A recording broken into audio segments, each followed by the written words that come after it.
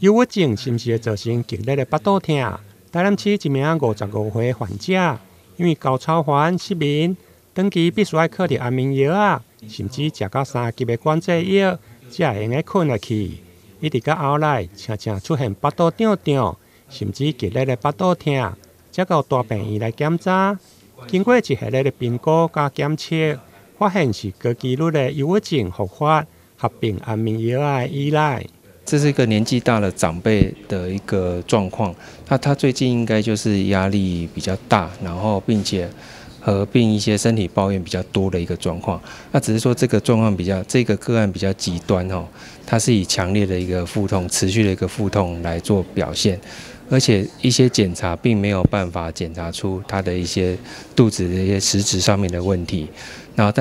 但是它有合并蛮多的一些情绪的一些症状，所以我们合理的推估，它其实是有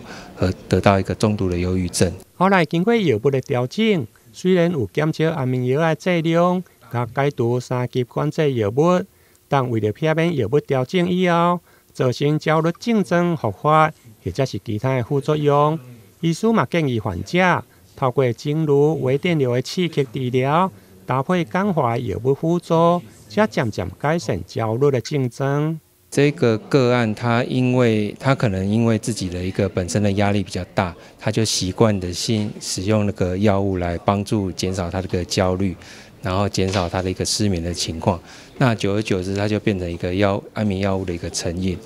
那所以我们其实有跟他做一个蛮细部的一个讨论，做了一些很精密的一个检查。跟他说，他其实是有忧郁的一个症状，而不仅仅是只有失眠的一个状况。所以我们因为跟他这样的状况做进一步的讨论，然后并且合并一些心理的一些治疗一个调整，逐步的降低他的一个用药。当然，那个机器 CES 对于那个失眠的状况也很有效，所以我们给他使用之后，他的药物也可以越减越多这样子。医师表示，这套 CES 也就是经颅微电流的刺激治疗。原理是使用微安培的电流量，刺激使用者分泌调节安定神经的传导物质，进一步达到放松、减轻压力。不过健保并无来给付，咱病院希望透过这有多面向的治疗和服务，提供患者加一项的选择。台南新闻联跟采访报道。